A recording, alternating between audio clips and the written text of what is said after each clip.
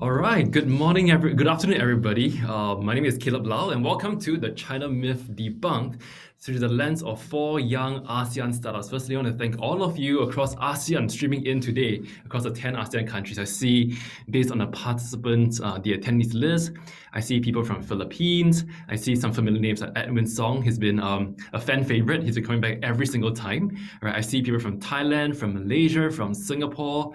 If you're from all these countries, you'll give a little hello. Hi, Zuri Mil from Malaysia. Welcome. Hope things are well. This is kind of like a mini international get-together, isn't it? So welcome everybody to the China Myth Debunked through the lens of four young ASEAN startups. So just a little bit of context for those of you who might be joining us for the first time. This is actually one of a four-part series where we invite young startups across ASEAN, right, and find out how have they succeeded in breaking into a very competitive China market, especially when it's during a pandemic season. Right, and we have many expectations of what China is. Is it a safe place to be in? Do they do things in an ethical manner? Are there many concerns?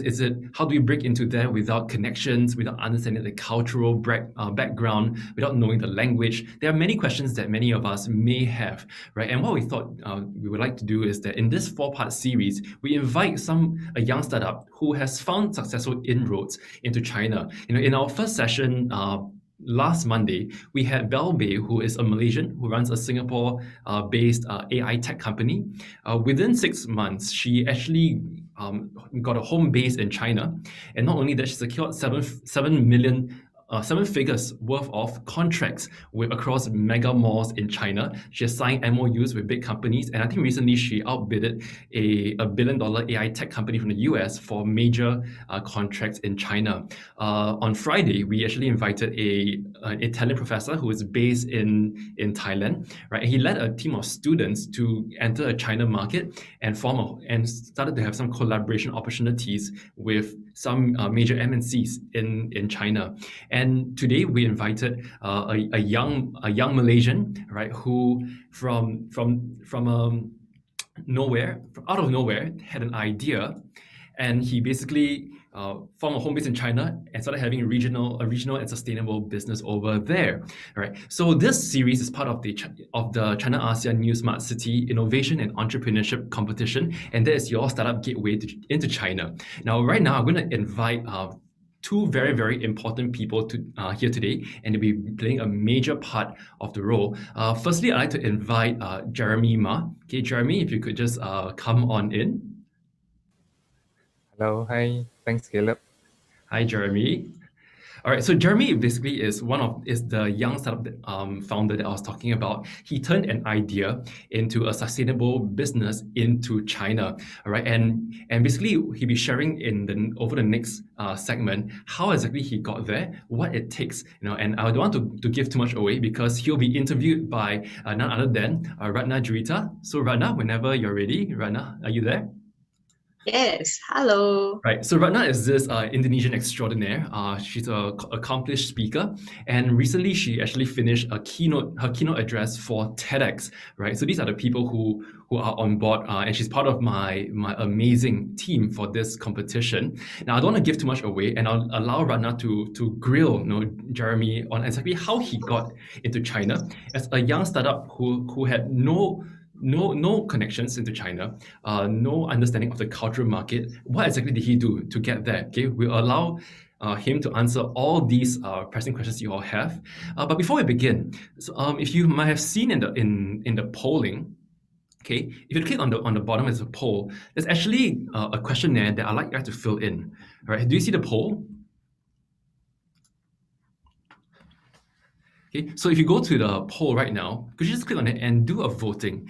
There are 2 questions involved, and the first is, which of these stages best describes you? Right? Are you at the ideation stage of a startup? Are you having a business and you're currently looking to scale? Or do you have no interest of running a startup? So you may see the poll running in front of you right now. So once you see the poll, please click on the option that best describes you. Right? And secondly, also share which country are you currently based in. I'm sure there's many Malaysian fans today because our special guest today is based in Malaysia, right? Okay. So currently we have about 6 out of the 20 guests who have polled already. So when you're ready, please click on your preferred, on your most relevant option. Okay, so far, based on a quick eye glance, right, out of the 9 who have polled, there is one of you who is at the ideation stage. We have 6 of you who have a business, right, and you're looking to scale, and 2 of you have no interest in running a startup, but here to absorb the full value because these are key information that could be useful for you in the near future, right?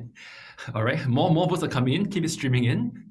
Good. Now we have 2 people who have a startup idea. We have 7 who are at a business stage and looking to scale. So do keep, half of you have voted so far. So do keep it coming. So far, we have 1 from Singapore. We have 6 from Malaysia. We have 2 from Indonesia, which is Ratna's hometown. We have 2 from Thailand. Wow, that's awesome. Okay, just going to give you 30 more seconds as you fill in your poll so we get a better idea, of how to craft our narrative for all of you today, right? Because we want to make sure that it is going to be relevant to all of you. Okay, 10 more seconds. So you have 25% of you at ideation stage. That's perfect. Today's session is going to be very relevant for you because that was exactly the journey that Jeremy was exactly 1 year ago. For those of you who have a business and you're looking to scale, fret not, because 1 year later, this is the exact stage that Jeremy is in, right? And how did he get there so fast? Well, this is what we're going to share with you today. In fact, just a little giveaway. Just during our quick rehearsal at about 11:40, Jeremy was saying how he's not just broken into China, he's actually broken into two more countries, and I'll let him share more later. Right. So these are just some of what we call people whose views you really want to sit down, take notes, and absorb. All right. So just a quick end poll. We have a great deal of you coming from Malaysia. We have a couple from Singapore, a couple from Indonesia, and from Thailand. All right. So what's going to happen today? In the first segment, we're going to allow Jeremy to share, just how he managed to go from an idea, okay, just an idea, and turn an idea into a sustainable and practical business that can scale in not just 1, 2, but maybe even 4 different countries. After that, we're going to share with you a little bit of an opportunity that allows you to grow as fast as Jeremy did, as well as certain pitch strategies that allowed Jeremy to shine in front of a Chinese audience. Right? How exactly did he do it? What was his game plan to stand out in front of a very competitive market? We'll be sharing with you all these tips and tricks later on. So without further ado, I'd like to hand over the time to Ratna and Jeremy. So could you just give them a little encouragement? You just say hi to Ratna and hi to Jeremy, and they know that they'll be ready to begin the day. All right, so with that, Ratna and Jeremy, I'll hand over the time to you. Thank you so much, Caleb. Can you all hear me loud and clear? Yes. All right. So, all right. Hi, everyone. If you're joining us today, as what Caleb mentioned earlier, you may be interested in looking to join or scaling your business into China, whether you are in your ideation phase, not knowing whether your idea will work for you, or mature business having a ready MVP, but you're kind of like not sure how you can scale into China, and what are platforms, channels, and the right resources to help you to get there. So today we are very delighted because we have brought up on air one of our past winners, and he has been phenomenal and successful in terms of scaling his business into China.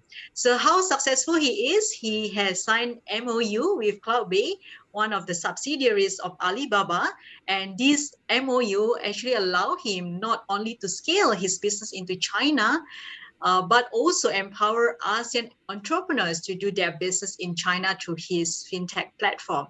So you will also learn the journey of Jeremy, who will lead you through some of his entrepreneurship adventures, the highs and lows of scaling his business into China. And let me just introduce Jeremy. Jeremy is the co-founder and CEO of NeuXP Group, a provider of highly integrated digital marketing platform. He has more than 13 years of professional experience specializing in the areas of finance, investment, and banking with some of the most established public listed financial institutions in the Southeast Asia. His extensive experience and expertise in the financial field gives him the edge in bringing significant shift in the fintech landscape in Asia and beyond. And under his leadership, NeuXP has acquired several global awards and recognitions in 2020.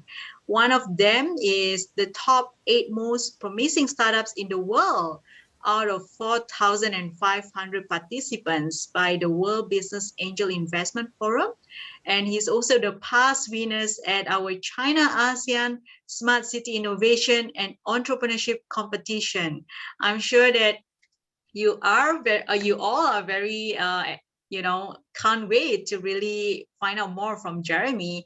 And how I will run this conversation is I will basically take about 20 minutes or so to give you an overall perspective and to have also intimate conversations with Jeremy, following which I will keep my eye in the Q&A column, and I would highly encourage you to ask questions, as it takes a lot of effort for us to bring the past winners back. As you can see from Jeremy, from having just an idea to being super busy scaling his business. So make sure that you take this opportunity to ask Jeremy a questions, right? And what do you expect as an outcomes? The first one is an inspirations to help you dream bigger. And the second one is the clarity to why you should scale your business into China. And the third one is definitely the support through this whole competition process as well. So let's get started. All right, Jeremy, how is your weekend been? Yeah, hi. Thanks, Ratna, for the introduction. Yeah, so I would say it's another weekend because I think most of us are currently under lockdown. So I think sometimes we also lost count whether it is a weekend or weekday already. I definitely can resonate with what you feel right now as well, because even in Singapore, we are also going to another heightened alert as well starting today, so we can only dine in two instead of 5 people. So Okay. yeah, it's just another weekday, right?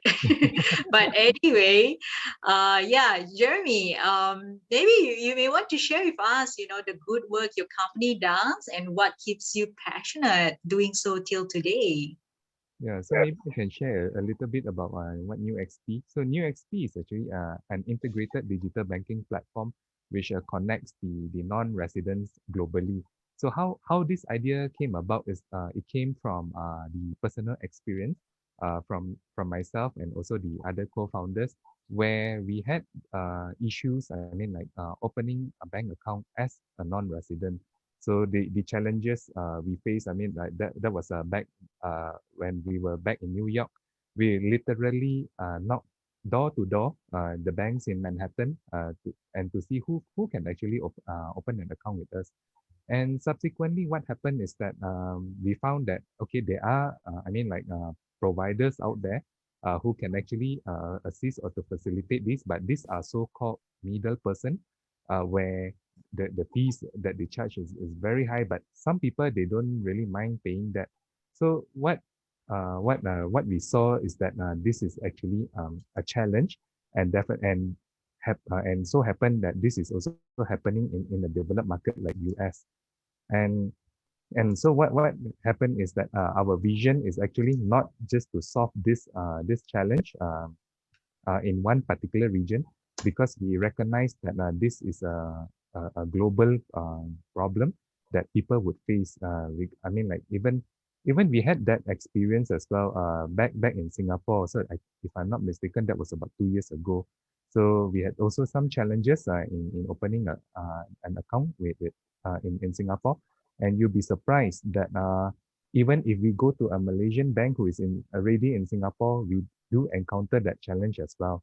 So that is how we wanted to do something different to actually ease the journey, not just in the banking journey, but also we have if for those who have seen our website, we do also want to address the lifestyle element as well. Why lifestyle is because I'm not sure if you have experienced it. Like for example, if for a person like me, I can't really can't speak and write in Mandarin. So imagine, so back, I think 2 years back, me and the team, we were at the China-ASEAN Expo in Nanning. So I was like looking at the app and not too sure, what is that? So I just can recognize the hotel address or the thing that looks like it. So so that is where I wanted to actually to alter to address the issue, and also, I mean, like, because I believe that there are also many people like me as well who cannot read read and write in Mandarin. So that is where to actually ease the journey into entering a foreign country, whether you are there for business or for leisure. Wow, that's really amazing, like in terms of the motivation behind how you started this business as well, But just share with us more, what keeps you passionate doing so until today, because of the challenges that you faced then, and what were that motivation behind, having founded this NeuXP? Yeah. Okay. The motivation that actually keeps me going is because of the vision to go global. I mean, within a very short span of time. So it's definitely not an easy task. And I believe that for the more conservative persons, they will say, sure or not, can do. I mean, like, you can do so many things at one go or whatever. But I would say yes. I have to admit that it's not easy, but it's definitely very fulfilling when I would say, in other words, it's like you are planting the seeds today to reap the fruits for tomorrow. So that actually keeps what keeps me going, like, is because with all the collaboration, with all the market entry that is happening today, uh, I mean, as any startups, definitely we may not see results, immediate results, or maybe 1 or 2 years we won't see any results. But as long as we remain focused and stay by the direction, we will definitely get, I mean, like, reap the fruit one day lah. So it's just a question of a matter of when. But of course, with the current ever-changing environment and so on, I think it's also very important. I mean, like, not only for us. I mean, like, for all the startups, or even SMEs, or even multinational corporations, to actually keep themselves updated to the new trend, and also to evolve. I mean, like, for example, let's say the COVID-19 pandemic has changed a lot of way that we do things. I mean, like, back then, Malaysia actually started the lockdown on March 18 last year. So what happened is that time there was a lot of uncertainty whether or not we can actually move the processes, and whether we can actually work remotely, because this is something that we have not done in the past. So we have actually tried different kind of a system, different kind of mechanics at the same time, and until today, I think we are already pretty comfortable with the new norm, I would say. And I'm not sure if, let's say, if everything is open back, perhaps we could go for a hybrid model, instead of going back to where we were. Wow, great. I really liked when you shared, about planting the seed today to grow the business tomorrow, because we will never know, right? And I think what we can do under our circle of control and influence is to really planting that seed. And I'm just curious, Jeremy, like, what were that motivations behind scaling your business into China to begin with? Okay. I think that I would say that when you mention China, the first thing that comes into everybody's mind is that China as the world largest economy, and also they are also one of the fastest growing economy, not only in the region but also in the world. But actually, most importantly, is that our main target market, or for new XP, is actually coming from China. Because if we look at the number of global residents, I mean, the non-residents who is moving either to Europe or to the US, the highest number is actually coming from China and followed by India next. So that is the reason why we have actually set eyes on China.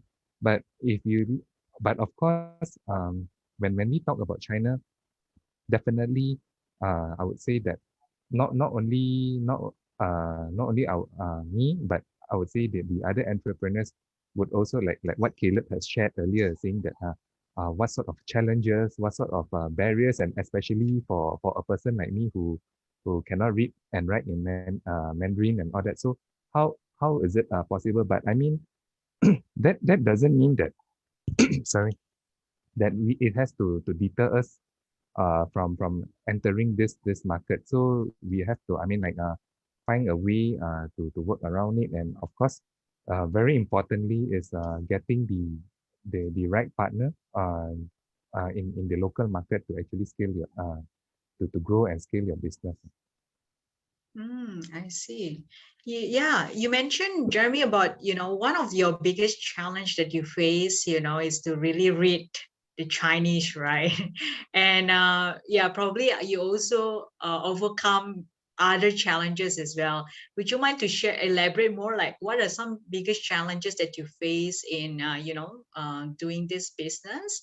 And how did you overcome them? And if you can also connect some thoughts with our competitions as well, that would be great.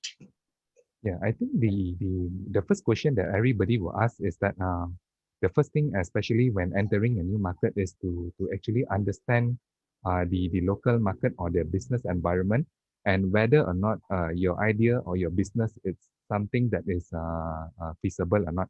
Because I think I mean entering a foreign market, of course, if you look at theory, it's not just as simple as bringing your product there and sell, or even like if you look at talking about joint ventures, setting up a wholly owned subsidiary or strategic alliance. But we do see that when we Google. But the most important thing is that where and actually how we start. So relating back to the competition, I would say that I would like to actually share with everyone here the initial idea that we actually proposed was totally different than what we actually presented in the finals.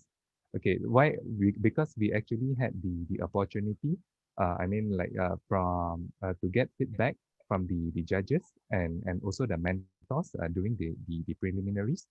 So that actually made us understand more about and how do we actually tweak our offerings to actually cater to the local market.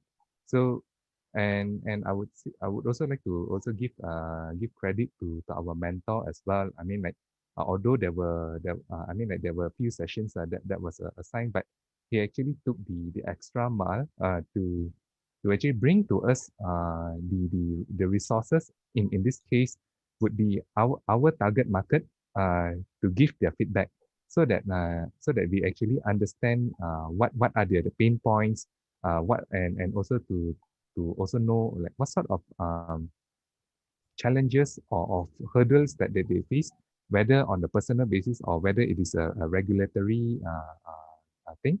So and hence we actually managed to carve out a more specific solution to address the target market and subsequently define what would our MVP be after the competition. Oh, wow, that was really amazing. Yeah, I mean, I really like how you actually, after taking some of the feedback from the judges as well as the mentors, you actually contextualize your solutions to be able to, solve the problems that is happening in China. That actually makes you in a better positions to really thrive in the competition as well. And yeah, I just wanted to kind of like also highlight this to everyone as well in terms of when you are taking part of the competition as well, it's also very important to kind of like angle your solutions to be able to really solve the problems in China as well, like what Jeremy has been doing as well. And I'm just I'm just going to press you on this, right, Jeremy? I'm sure that it was really not easy at all, to figure out how are you going to contextualize your solutions to be able to really solve problems in China. And, if there was one difficult point about entering China, right, what would that be?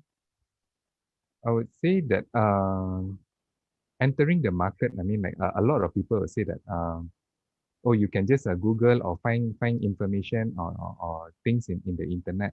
But I mean, like that could work probably in the other countries, but definitely not for China if you are not using their local platforms. But another thing that the concerns, I would say, that people would say, oh, how do I know that this person is reputable or not, or whether can I do business with this person. So that's why what I would like to I mean, like to expand my appreciation is that from this competition we actually had the opportunity to actually to collaborate with some with a very reputable institution, and that is where I mean, like that actually I would say addresses 50% of the main challenge, because the subsequent 50% would mainly come from, I mean, like more on how you can perfect your solution, because the solution may not be perfect. I mean, like from the first attempt, but as and when we have I mean, like users on board, or and also to understand certain things that we may have not not factored in previously, so that actually allows us to combine all of this and also to come up with something that really meets the market demand. Because although like some people they have like a ready-made solution, but it's not just as simple as taking that solution and selling it abroad. But I would say that it involves some degree of customization, especially when we have the opportunity to actually understand what the local market actually wants. So I think the main thing here is actually the collaboration, and who you work with in China is very important. Wow, you brought a very interesting points on the collaborations, as well as, who are you associated with. So, Jeremy, tell us more, like what were some opportunities you weren't aware of until you finally started working on these opportunities in China? Because we all know that NeuXP has successfully secured a MOU with Cloudbay. How did that impact your business and the pace of growth as well? Yeah, so I think one thing that I would like to share with I mean, like all our audience here is that the collaboration doesn't just stop, I mean, like to just the project that we wanted to roll out, but it actually opened a door of other opportunities as well. So I mean, having said that, like currently we are also together with Cloudbay, speaking to several other parties as well with regards to some of the events and initiatives that we have in the pipeline. And also with their assistance as well, they are also connecting us with the other potential partners who would ultimately assist us in rolling out our full scale services. Because initially, if from the competition, we actually started out with this business automation platform, but our vision in China is actually so that one day we would be able to deploy the full new XP services for non-residents, whereby I mean, like to actually remove the barriers uh, for the non-residents to actually uh, I mean, like to live or to work or even to do business in China. So I would say that it doesn't just stop at where the project is, but we do, I mean, like work on many other areas as well. Okay, great. And I want to kind of like play a bit of devil's advocate here. And you mentioned all the great things about why the company should scale into China, right? Now, maybe could you potentially tell us what should be one reason why people should not grow into China? Why not? Yeah. Okay. Okay, I would. Okay, I think this one would be for those. I mean, like for those who are not open to change or not willing to adapt to the ever changing environment. So I don't think that China is a market for you, lah. Because in China things work actually really different as compared to the West. And I mean, like even if we look at within the ASEAN context as well, we have, I mean, like what, 10 different countries within ASEAN, and all would have different cultures and all that. So if a startup who is just thinking that I will just make it by just selling it in China, or getting probably some salesperson or whatever to market my service, I don't think that that would actually work out lah. It's because it takes more than that, more than just putting your products on the platform, more than just exhibiting your products during your roadshows in China to actually penetrate the market. Wow. Wow, that is a great insights. Thank you so much, Jeremy.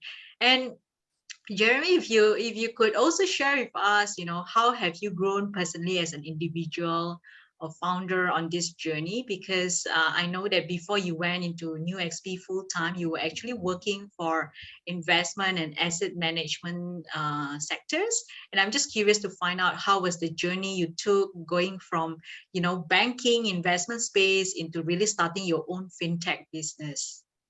Okay. I would say that the journey it's never been easy. Of course, it takes. I mean, like even to make that decision to even step out I mean, like from being a salaried employee to having your own business is a very big step to take. I believe that probably some people would take a long time to think, but in my case, it's because I had this vision even since I'm young, that I wanted to start something that would create like impact globally. So that is where after my experiences and all that with the several organizations, I find that probably it is the time to move to my next phase of my career. So, but of course, the as I mentioned earlier, the journey is definitely not a smooth one. Along the way, there will be definitely a lot of ups and downs. But of course, having said that, as a startup, probably if you see it on one's perspective, there are a lot of, it seems like there's a lot of downs, but we have to also look at uh, what what are the achievements that we have done. I mean, just to take the context, like in the current pandemic context, where everybody is in the lockdown. I mean, like revenue has been dropping, and the cost of running the startup is actually I would say is a fixed cost. So what happened is that although we see that it is definitely a very struggling environment, but if you look it on another perspective, is that we actually take this opportunity to position ourselves, to improve ourselves, and also to get ready. I mean, like for the next phase. So meaning, because all of us we know that this pandemic is something that it will not be here forever. So of course the question is the time is when, and the thing is when the time comes, assuming if we don't start today, so what would happen? Don't tell me we only want to start when everything is settled down. So that would actually put other people who have already done all their preparations prior to that ahead of us. And the other thing is that the journey, I would say that is a continuous learning journey, because things may not work out at the first attempt. We have to keep on trying, but most importantly is to enjoy the process, be adaptive, and also to learn from, I mean, like from the past experience or mistakes. Because I mean, as any founders, I don't believe that nobody makes mistakes. I would say everybody makes mistakes, but the only thing is that we have to, I mean, like recognize, admit the mistake, and to move on and to be better later on. And of course, the other thing is that the journey doesn't just stop. I mean, like by just participating in one competition or another, because I think the important here is what what you can actually get out of all this competition, whether or not we are talking about working together with other participants, because perhaps other participants would be in different geographical areas, but could possibly present a synergy, or even look at the the companies behind this competition or events, whether or not is there any areas for collaboration. So it's mean I would say that it's not just entering the competition pitch and just win it, because as long as we actually utilize to the maximum what we can. I mean, like for an event like this, so we will definitely get the maximum out of what we I mean, like the results you would imagine. So but you may not see the results now again, but again, and you may not be able to work with every single party, but that is where, I mean, like even if you like earlier I mentioned, even if you throw all the seeds, not all seeds will turn into trees. So it just take that one or two to actually become a very full grown tree. Wow, that was really very amazing sharing. Jeremy, I can kind of like summarize what I learned from you through this conversation, and these are the three ideas that I took away from your journey. It will be, the first one is to plant your seed, because you will never know which seed will grow one day, right? And the second one is to really stay focused in times of global pandemic like this. Sometimes it's so much uncertainty that we cannot control, but we can always control what we can control, which is planting the seed, right? And last but not least is to really be adaptive as well to the constantly evolving market, as well as demand in this very competitive market as well. And if I want to summarize it with one word, this word is the feeling that I experienced about the whole experience I have speaking with Jeremy is determinations. And this brought up into, one of the quote that reminds me from Jack Ma. He said that in my life, it's not about how much we have achieved, it's really how much we have gone through the tough days. And that's what Jeremy has been, um, planting the seed to really nurturing that seed to be able to really grow until today, right? And last but not least, I just wanted to close with this personal story. And in the beginning, I think starting about last year, as Caleb came to me to share, to ask me about how I wanted to be, if I could be part of this startup competition. I was initially a bit hesitant or having a doubt in me that whether I can really contribute to the team. And I really feel honored to be asked in the first place, and despite of the doubts that I have. But of course, we kind of like also learn along the way, right? And one of the highlight for me personally is to really see how the participant shines in China, just like Jeremy, coming from just an idea into really scaling his business into China. That was really very inspiring. And I remember one day before the grand final last year, right? I could only imagine how nerve-wracking it can be for the finalists to pitch on the China national TV, stream live to 15 million people. And I just have this last minute thoughts that, hey, I wanted to, initiated this mindfulness sessions a day before to actually help them to manage their stage anxiety and to calm their nerve and guide them into a good state to be able to, feel confident and to be able to really pitch their way into the competitions. And And after that, right, like a few of the participants actually come and text me personally saying that, hey, actually the session really helps them a lot in managing their nerve and anxiety, and it helps them to be able to win the competition itself.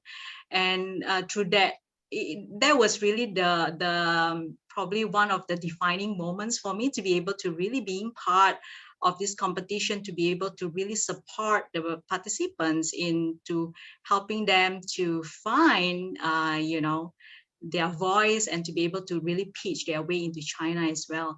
And the next one, we are going to invite Caleb, who is the chair of this China-ASEAN competition, and who has been amazing leaders to be able to really lead us into this whole entire competition. And he will also be sharing with us on, the do's and don'ts, how you can actually prepare yourself to be able to thrive in the competition itself.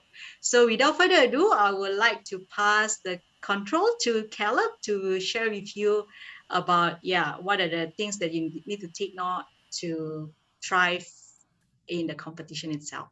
Thank you, Caleb. Thank you, Ratna. I think when Jeremy shared, he reminded me a lot about how much it takes a village to raise a child. He talked about how in the competition last year he had a lot of support. He had feedback from the judges. He had competition mentors who guided him and changed his business model. I think Jeremy, I'm not sure if you recall, there was also a senior advisor from the Alibaba group, and your startup spent about 20 to half an hour, 20 to 30 minutes with him. And I think you recall, he basically dived in and tore apart everything you had. But when he tore it apart, he found the gold nuggets that could be very valuable in front of a China audience. So I think Jeremy allowed himself to be refined, and that's why he was through this village, it prepared him to shine on the China stage. And I think Jeremy also represents the kind of the ideal ASEAN story, the hero story, because Jeremy, by all means, looks like the typical ordinary Malaysian boy next door. He has that look, he talks like that.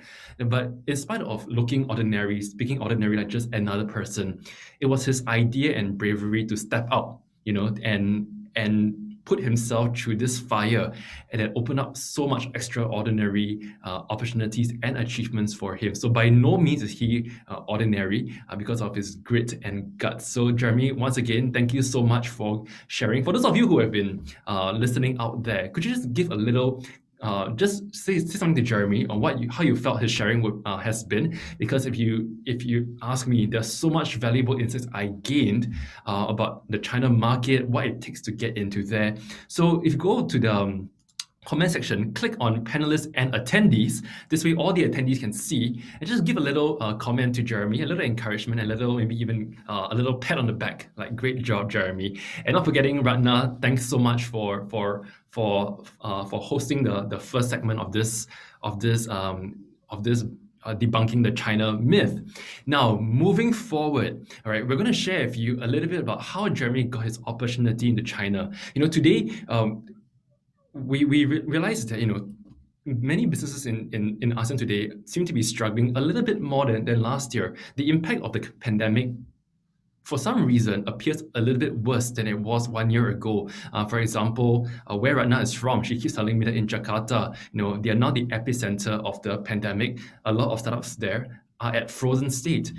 Jeremy from Malaysia, we are seeing how the numbers have been rising pretty fast, and in such an alarming rate in spite of being at lockdown. And this again has a very negative impact onto startups who want to move from an idea into a business, or those who were thriving and want to keep thriving. And sometimes the solution is not about doing more marketing. It's not about changing your services. It's not about rebranding yourself. Sometimes it's about having the right connections to open you up to a brand new market that is ready to embrace you. And that's exactly what we are here to share with you today. Okay, so if you may allow me the next 15 minutes, I'll be sharing with you more about this opportunity, the same opportunity that Jeremy had, right? And in the meantime, for those of you who may have questions along the way, feel free to go to the Q&A box at the bottom, right? Click on it and ask any questions you have. These are questions that will be answered by Jeremy at the end of this segment, as well as me. All right. And after this competition, this opportunity segment, I'll also be sharing a few pitch strategies that allow teams like Jeremy Bell, who is now closing multiple seven-figure contracts, to shine on the China stage. So do be prepared. For those of you who have already registered for this opportunity, you know what I'm talking about. This is what you need to prepare yourself for. Okay, so without further ado, I see certain comments like Han Y saying, "Great work, Jeremy." We have Chan YW, "Great job so far, Jeremy." And Fiona Muff, who I guess, Fiona, are you related to Jeremy by any chance? Like, well done, Jeremy. Keep it up. And I see, Jeremy, you have a fan base here. You have someone you have Ahmad Shafiq Jafar, who was your university mate, and he's incredibly proud, to see you here and to see you develop in such a short span of time. So a lot of fans over there right now. Okay, so I do see a few more questions coming in. Do keep your questions coming. We will explore. We will definitely answer them at the end of this session. So without further ado, we talked a little bit about Jeremy branching into China, and in things that there's one where Jeremy has decided to form his home base is in this very curious town called Nanning, Guangxi. Okay, so just give you a little idea of the geography of Nanning over here. Over here, we see the city of Nanning here, right? And you see this little dot in Guangxi region. This is where the city of Nanning is. And just looking at where Nanning is, it's actually at the entrance of ASEAN. Okay, it's at the entrance of ASEAN, right? Currently, I'm over here. Jeremy is over here. Ratna is based over here. And this is where Nanning is. It's literally at the gateway of ASEAN. And why is this very important? Because of the Belt and Road Initiative. So for those of you who are not familiar with this yet, Nanning City has been designated as the economic gateway between China and ASEAN. It's something in the policies of China. So if you look at this map, this world map over here, at this circle region, you see this red streak here and Nanning at the top. If you look at the legend, it says that it is a proposed economic corridor. So that means that in the Belt and Road Initiative, ASEAN plays an important economic route for business to come in and through China, right? So that's why it's such a key location for ASEAN today. So a little bit about Nanning City is that right now, right here, okay, Nanning has been designated as a special economic zone. Okay, so for those of you who are not familiar with this word, an SEZ was started in 1984 or 1982, and they were Shanghai, Beijing, Shenzhen, to name a few, right? And as you know, these cities today are giant cities, first-tier cities. Nanning today is an SEZ in preparation to be a first tier as well. So what are SEZs? Well, in China, they are basically cities that are granted more free market oriented policies. The governments are more flexible, so they encourage trade and business to thrive in those cities. That is why Nanning is such a key part of this place. So where does Nanning play a part right now in this narrative? Well, that's because that's a city of which that is running the China-ASEAN New Smart City Innovation and Entrepreneurship Competition. And this competition is your startup gateway into China, just as it was for Jeremy, for Bell, for Prof. Pietro, and for Ian Lowe. Okay, so this competition it is very simple. We want to bring the best smart city ideas and innovations across ASEAN, and we want to give them direct and fast-track opportunities into the very competitive China market. So these are who are the organizers of this. We have the Nanning government and the Foreign Affairs Office, who are hosting this event. All right, we have China Mobile, Huawei, and CloudBay, who are the key organizers of this event. CloudBay is actually a subsidiary of the Alibaba Group, and they are the MNC that is fronting all smart city initiatives in the entire Nanning Guangxi region. So it plays a key role, and you may have heard the word CloudBay because Jeremy mentioned it a couple of times, in the past half an hour. Okay, so to support the ASEAN division of this competition, my company, 2B Campus, is running it, and with a few subsidiaries who are co-organizers along with us, StatBot, Scape Singapore, Singapore University of Social Sciences, and even Chulalongkorn University in Thailand, which is the oldest and most reputable university in Thailand. Right. So this competition differs from many other competitions because of one reason. We are very intentional in helping startups to venture into China. So just since 2019 alone, we've had 209 proposals submitted. We've had 28 grand finalists, and 5 teams have successfully entered this China market. And just last year alone, we had 4 of these teams, Jeremy, Bell, Ian, and Pietro, who managed to successfully break into the China market. And today we've invited Jeremy back to share with all of you his experience, the journey to get into there, the do's and don'ts. Okay, so just a little bit of a background. This China-ASEAN startup competition is a fringe activity for the annual China-ASEAN Expo that is held in Nanning City. It's an event that I was invited to in 2018. This is the largest event in the entire Nanning annually. So they will invite President Xi Jinping because it's related to China-ASEAN relationships. They also invite ASEAN dignitaries to grace the event. That's how big a scale this event is. This competition is part of the build-up to the China-ASEAN Expo every single year. So when I was invited in 2018 by Cloud Bay, the next year, I was invited to be a judge at the semi-finals round of the ASEAN division of this competition. So I was a former judge, and on top of that, I was there to coach the teams for the grand finals in Nanning City, and this grand finals was streamed to over 15 million people. Can you just imagine 15 million people? In Singapore alone, the country that I come from, we have a total of 6 million population currently. So that's almost 3 times, the number of viewers as my own country's population.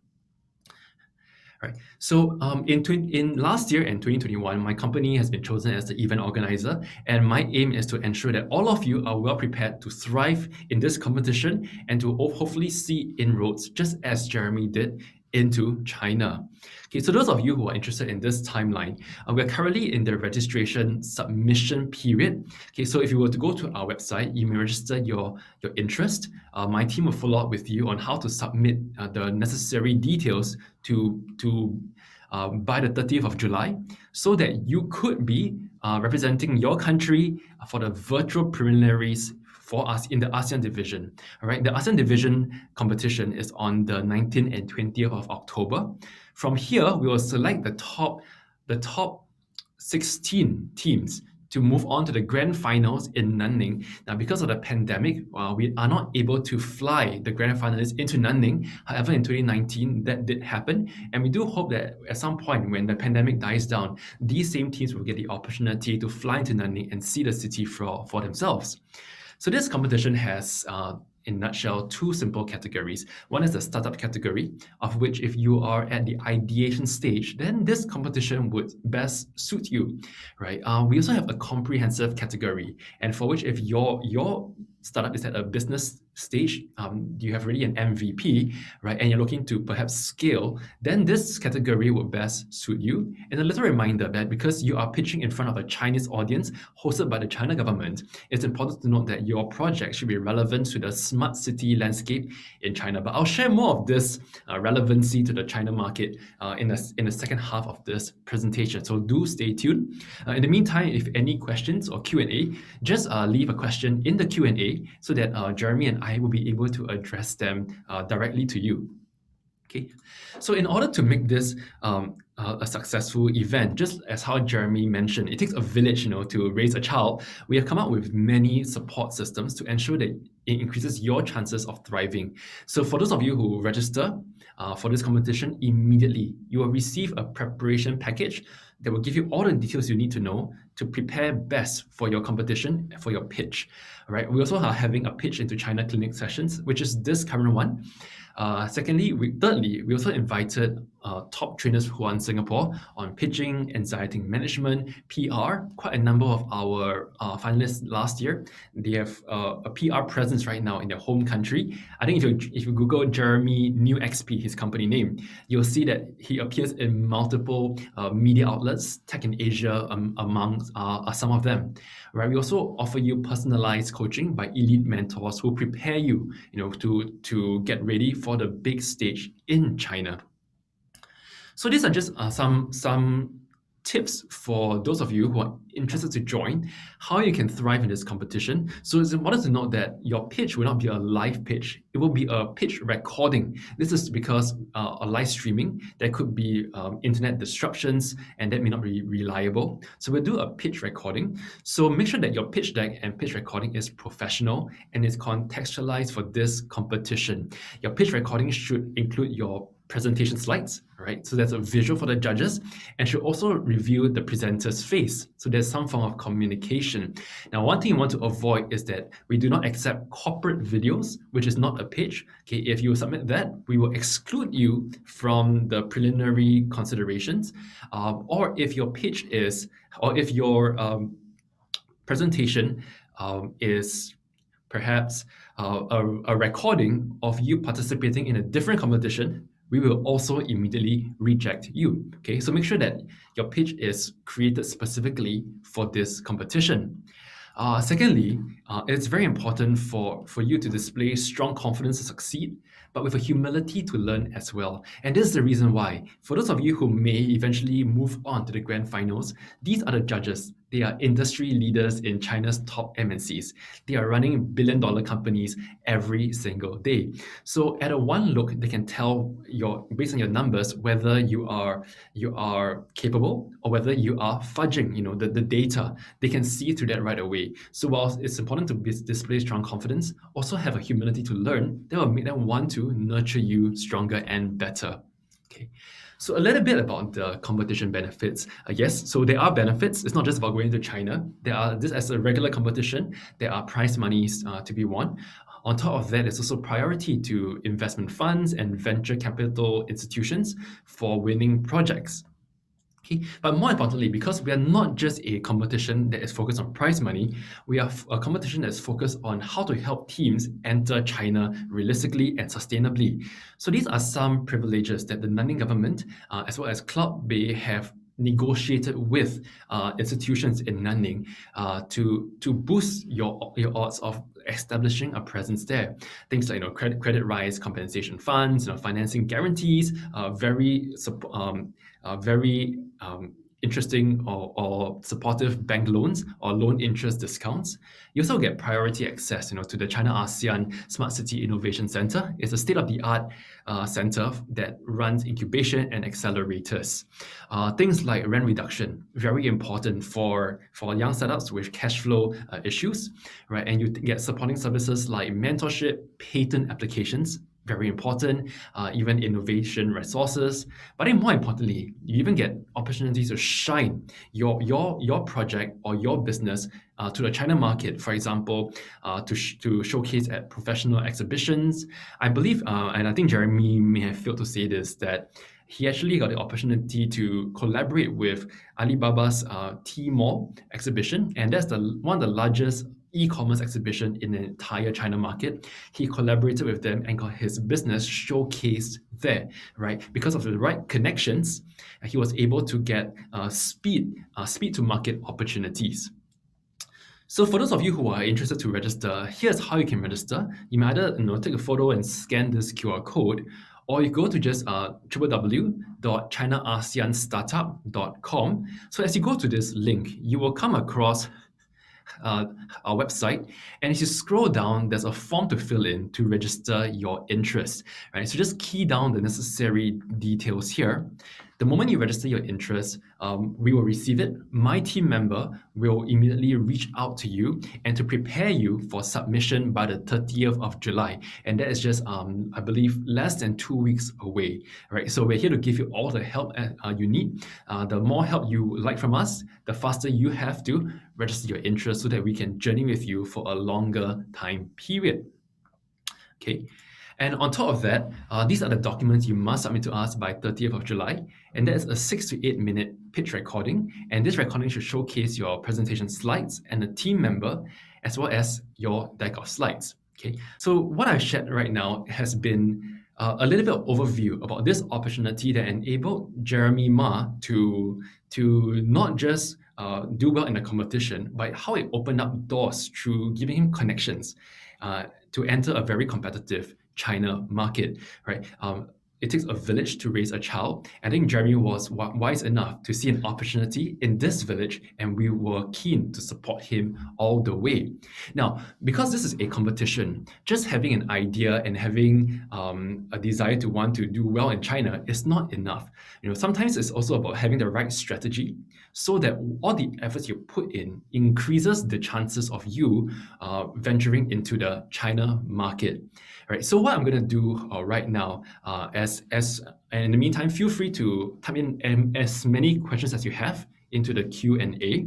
Right, I see Julian saying to Jeremy, congrats, Jeremy, you are indeed an inspiring person to millions of people out there. Yeah, I believe, Julian, he's not just an inspiration to Malaysians, but to the entire ASEAN, because I think sometimes ASEAN, we tend to think very locally or very regionally, but I think Jeremy has allowed us to break through this mental barriers to think of what more could be possible beyond our borders, our ASEAN borders, our local borders, right? So what I'm going to share next is I'm going to share a few pitch strategies that we shared with Jeremy as well as past year's grand finalists that allowed them to shine on stage, because it's not just about being excited and a desire to venture to China. It's about how you plan your strategy to get there. So right now, I'm going to share a new deck of slides, and this going to be very useful in helping your idea to stand out. So this is going to be I'm going to spend the next 10 to 15 minutes on a quick pitch connect workshop, and that's how you can angle towards China for success. Okay, so firstly, we have prepared this registration info kit, and this is a kit that you will receive for those who register their interests on our website.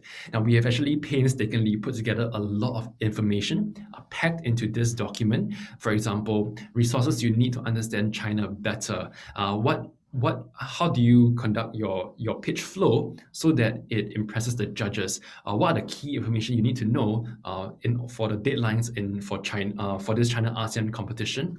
So this document is something that you will need to get a hold of. So quickly register your interest for this competition, and you will receive it right away. This will be the Bible that gets you to competition heaven. Right now, in one of the pages of this registration info kit, I'd like to bring our attention to this one page, and that's called the judging criteria. Right. So as I mentioned earlier on, it's not just about you having a novel idea, but how do you present your idea in a strategic way, in a way that the competition wants you to present. So if we look at the total score of this criteria, it's a total of 100. But what differs are the scoring ratios across these 5 criteria. We are seeing innovation and creativity having a 30% ratio, public service having a 30% ratio, we have marketing strategy a 10% ratio. So this gives you an idea of what our China hosts deem as a priority. And if you focus most of your time and attention towards the higher weighting ratio, then that will give you a higher chance of succeeding in this competition. Okay, so moving forward, it's about how do I find a strategy that can be relevant to the China market. So do remember that this project is hosted by the Nanning government, as well as Huawei, China Mobile, and Cloudbay. So it's very important for us to ask ourselves, put ourselves in the shoes of our China host and ask, what's in it for them, right? On top of that, you're going to be pitching to a crowd of over 15 million people. So you want to make sure that as you carry your country's flag and you carry the ASEAN flag, we carry it with pride. All right. So a little bit about tips on pitch alignment. The first thing to note is that in the innovation and creativity criteria is that your project must meet the developmental needs of China's smart city industry, right? So when you talk about China's smart city industry, it's for understanding firstly the China market and understanding the problems that are currently there and how to meet the market's needs. So sometimes your project that is currently thriving, it could be working in your country, in Indonesia, in Singapore, in Malaysia. However, it's important to ask yourself, will this product work in the China context? Has that problem already been solved? How can my product in some way solve a different need in China? So these are some of the things we want to take time to dive into if you want to stand out during the competition. So this project should also have originality, creativity, and visionary. So some quick tips for you to score well in this segment is to read up the learning resource guide, which you will receive when you submit your registration of interest on our website. Secondly, do your research, on any existing solutions. If there are any existing solutions, or find the gaps. I think in semi-finals in 2019, the ASEAN Division semi-finals, when I was a judge, there was a team that proposed a solution that worked well in Indonesia. However, that problem has already been long solved in China. So as a result, no matter what you do, it just would not work anymore. So you have to either find a different way to pitch your project, or to find a function of your solution and how this function could solve a different problem in China. Right? So it's about being highly creative here.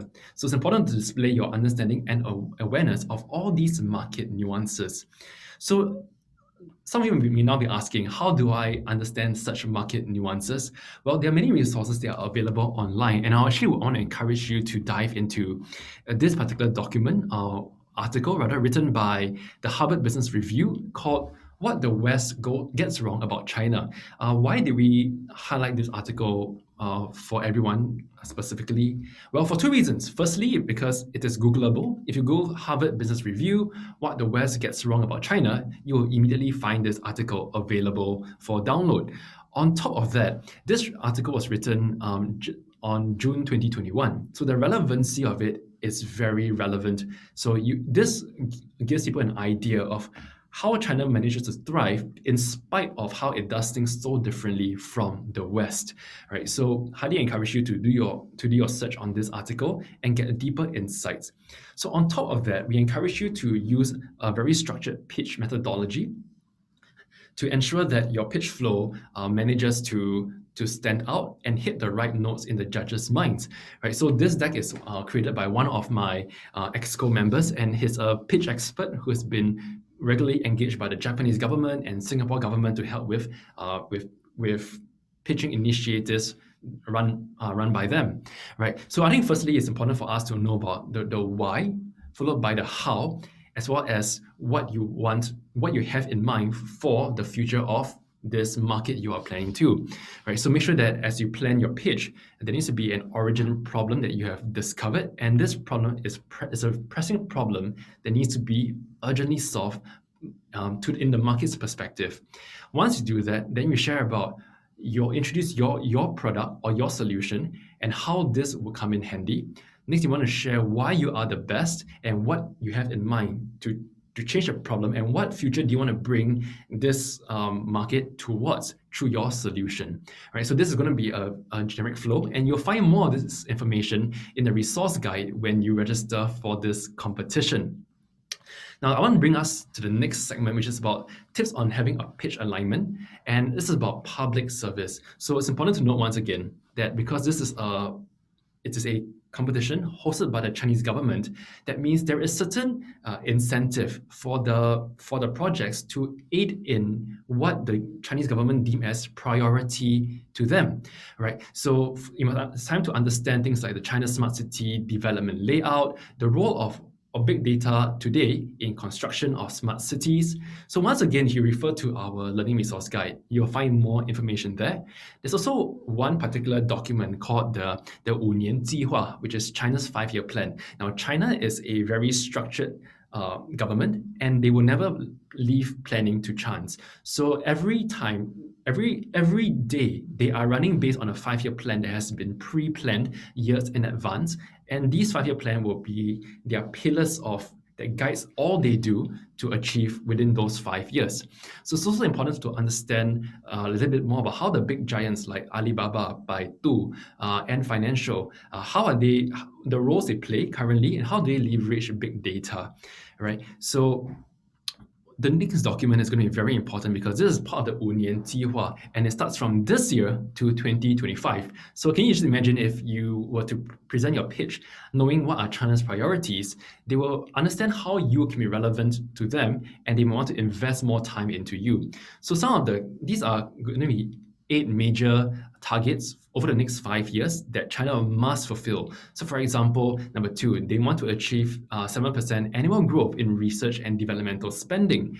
Or perhaps if your project has a green initiative, you might want to tap on number 6, promote green development, and say that how your project helps in China's major targets of their current 5-year plan. Or perhaps if your project is about bringing ASEAN into China, maybe you want to focus on number 7, just to promote high quality development of the Belt and Road Initiative. So this document here will give you a better idea of how to angle your pitch in a way that China wants to hear, because you become very important to them. Okay, and last but not least, also is about marketing strategy. Now, it's not just about having a novel idea, because novel ideas are everywhere. But how can you turn a novel idea into a practical solution, right? And that's where a marketing strategy comes in. So it's important for us to understand the market, right? Who is the target audience you want to reach out to? What are the problems they are facing? It's good to understand how foreign companies have penetrated into China. So LinkedIn is one of those very few social media agencies that have a presence into China, right? So it's good to understand how they understood the China market and found a way to solve their needs, so they will be warmly welcomed there, all right? And to understand what's your core strategy. Is your business a B2B, a B2C, B2B2C, B2G, so on and so forth, okay? So these are some of the support that we're going to provide for our grand finalists, the top 16 who come out of the preliminary round. Okay, we're going to offer online Google Classroom learning run by top Singapore trainers. We're running personalized coaching from established mentors. We have one mentor to personally mentor 2 startups in your own time. They'll be focusing on content design, strategy, market entry, pitch delivery, so on and so forth. But I think more importantly is that this year we are inviting a consultant from China to give you deeper insights into the China market, the cultural aspect, the social aspect, so that you can revamp your pitch in time for the grand finals. All right. So for those of you who have gained a lot of value from today's session, though we're not ending yet, okay? We actually have one more session run by Ian Low. Ian is a Singaporean founder, and he represents a group of business owners who had a thriving business before COVID, and it was a travel business. But because of COVID, the regional travel market tanked 100%. As a result, he found an inroad into China, where the economy has began to boom. So today, having his home base there, he's preparing the groundwork right now to take off with the thriving travel business in China. Okay, so if you want to register for our final one as well, please do register through this link. You've heard from Jeremy, and you will hear more from Ian next Monday. Okay, so once again, to join this competition, please go to this website, scan the QR code, or go to this link, www.China-ASEAN-startup.com. Right, but before I close this segment, I would like to just end off with this quote. That this quote is by Sun Tzu, who is the author of The Art of War. And he says that in the midst of chaos, there is also opportunity. As we look around ASEAN today, there really is chaos. We see Indonesia currently being the epicenter of the pandemic. As a result, the economy there has not been able to move forward as fast as many startups would like, or as many as businesses would like. Even in Malaysia, even in the midst of MCO, right, the numbers are still increasing at an unusual rate. And as a result, the economy is not able to move forward as ideally as possible for startups or for businesses as well. And I think many of us across ASEAN, even in Singapore, our numbers are doubling by the day right now. We are sensing this similar chaos in where we are. And I must say that when there is chaos, there's also opportunity, not opportunities of remarketing, but of connections to go into a market that is readily able to embrace you, right? And this is the opportunity you want to present to you. This is the China-ASEAN New Smart City Innovation and Entrepreneurship Competition. All right, so with that, thank you very much. I'd like to hand over the time back to Ratna, who will be just facilitating the next segment, which is the Q&A. So Ratna and Jeremy, I'd like to invite you back on screen, please.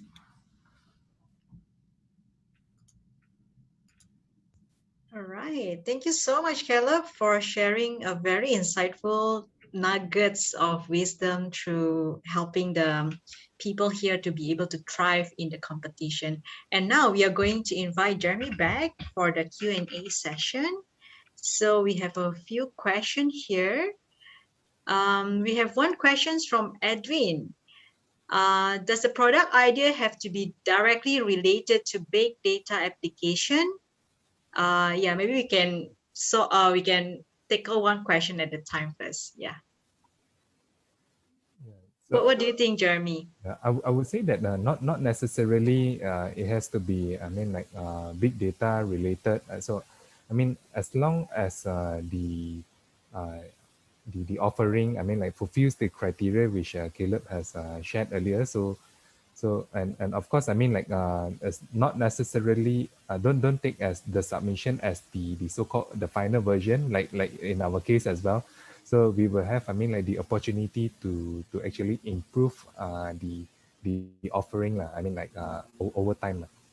So I mean, to answer the question, I mean, it's not necessary, but of course, if there is a element of big data, so I think that would cover the subsequent question as well. I think with regards to the regulatory and compliance issue. So that is where in this kind of a case, it is very handy. I mean, like to have a very reputable partner there, and a partner who actually understands the local context very well, because most of the time, if you were to search on the websites and all that, so you wouldn't know like what is the market practice, or what exactly the regulators are looking for with regards to data protection, privacies, and so on. All right. Thank you so much, Jeremy. Caleb, would you like to add on anything? Yeah, I think this question was really best answered by Jeremy because he is running a tech startup, right? So I think his answer would definitely be much more meaningful than mine as the event organizer. Thanks, Rana. Sure. So the next question we have, how does it come that after all that time working with Chinese people that you never met bad experience? I expected some kind of culture shock. What do you think, Jeremy? I would say that culture shock, I mean, like, especially when you are going into to different countries, definitely you will encounter. But again, it boils back to who you actually work with. I mean, like working with a multinational organization who has international exposure, and somebody who has worked with a lot of I mean, like foreign startups, or non-Chinese, I would say that it actually reduces the culture shock in a way, as compared if you were to go directly, let's say directly to China, and you deal with a local party who has never dealt with international parties before. It, it, I would say that the experience is there's a very big gap in terms of the expectations, and then in terms of the communication. Sometimes you thought that they understand, but actually they understand it differently, that sort of thing. So then it's very important, I mean, like to actually plan on how you actually make your inroads. But of course, some people may say that, oh, because I'm actually working with this party, and I'm the so-called first person to be engaged with this person. But again, I mean, like, no doubt that there's an arbitrage opportunity there, but whether or not, definitely it comes with the higher risk, and more things lah, I would say. But of course, and when you're doing things virtually like this, uh, I would say that most of the time it doesn't work if you are looking at partnering with somebody who is very local centric, based in China, because I mean, like the locals there would prefer them, I mean, like you being there, meeting them in person, having dinner, and so on. All right. Thank you so much, Jeremy. And what Jeremy has highlighted there as well in terms of, having a local partner who can also support you in that journey as well has been very, very useful in your journey as well. So yeah, I mean, I just wanted to encourage everyone to show Jeremy some love. He did so much to get him to where he is right now. And he also shares so much insightful, tips and tricks on how you can really help yourself to scale your business into China as well. So please give him some love, drop him some notes in the chat group. And I just wanted to thank you, Jeremy, on behalf of the committee for coming to share with us about your own personal journey of how you went through this entire China-ASEAN New Smart City Innovation and Entrepreneurship competition and how you can really thrive in this competition and eventually scale your business into China as well. We are really very thankful for your time, your presence, and for your sharing. I'm sure all of the audience here learned so much from this entire conversations we've had with you as well. Thank you so much. Thanks for having me here today as well. Yeah, yeah. If there is anyone else who would like to probably have one more questions, I would love to really invite you because it's so rare. We have so rare opportunities to have Jeremy on board. So yeah, one last questions if you have.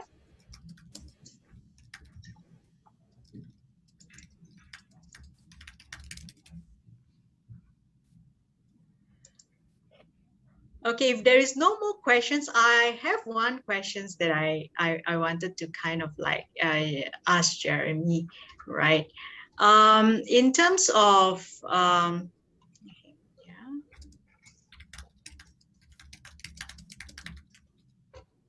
And I think this question also would a lot of audience are also curious to find out more about how out of so many companies, right? How are you able to really get the MOU with CloudPay, right? So you probably would like to find out more at your convenience. Yeah, maybe you may want to share this with the audience as well.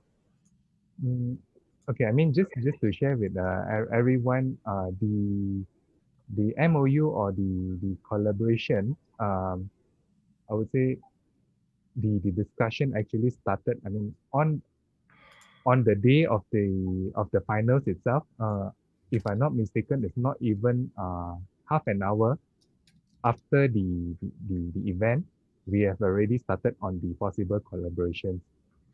Oh, So wow. yeah, so it's not like something that happened like 1 week or maybe a few months later and all that. So that is the I mean like the speed that we are looking at. I mean like people like for example like a party like Cloud Bay. I mean they are actually based on my experience, they are very flexible. They are very open and all that.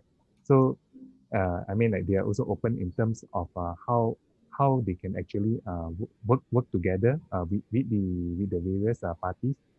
Although certain solution may not be their key focus at the moment, but they somehow you will be able to also get the linkage or the referrals from them as well.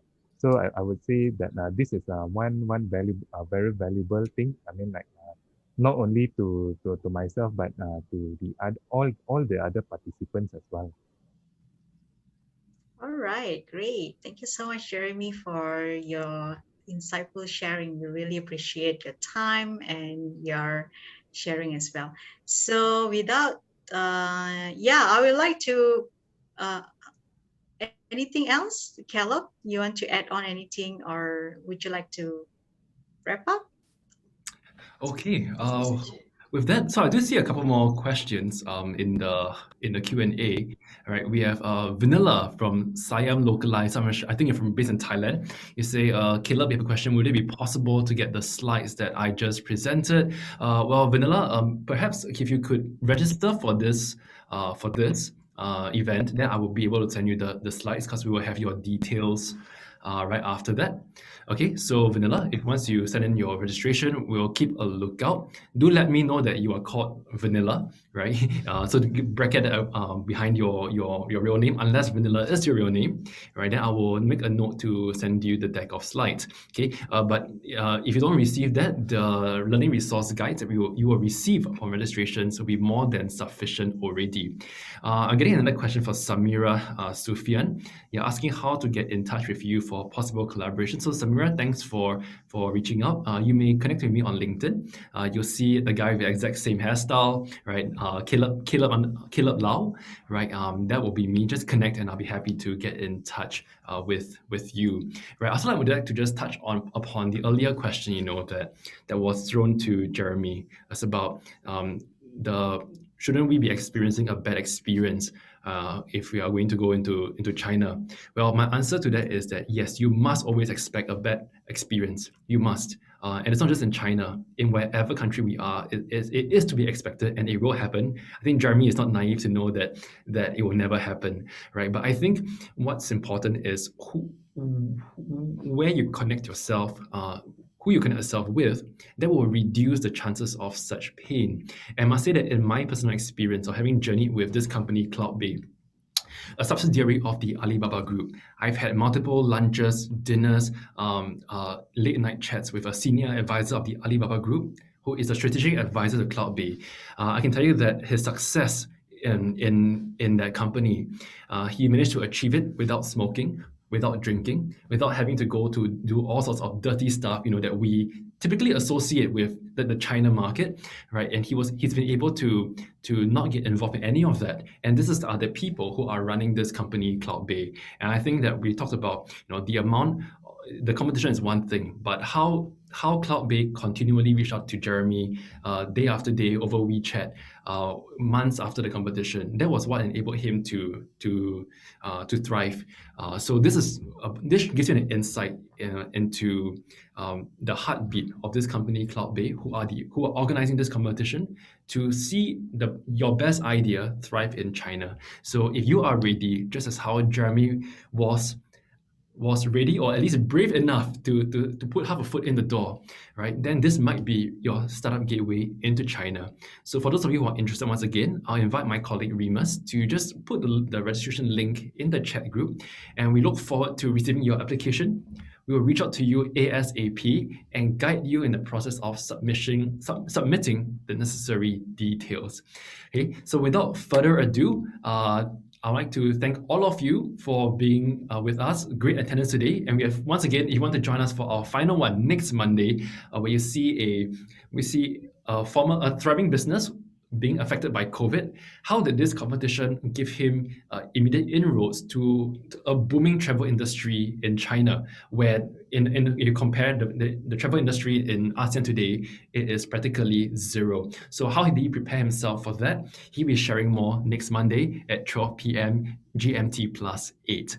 Okay, so with that, thank you very much. We look forward to receiving all your submissions. So once again, Jeremy, thank you so much for being here. Your insights have been incredible. I believe you gave people so much value today. I learned a lot, and I'm very humbled to see your growth from idea into a mature business owner running sustainable businesses, not just in China, but in a few more countries potentially that you have shared earlier on. So thanks, Jeremy, once again.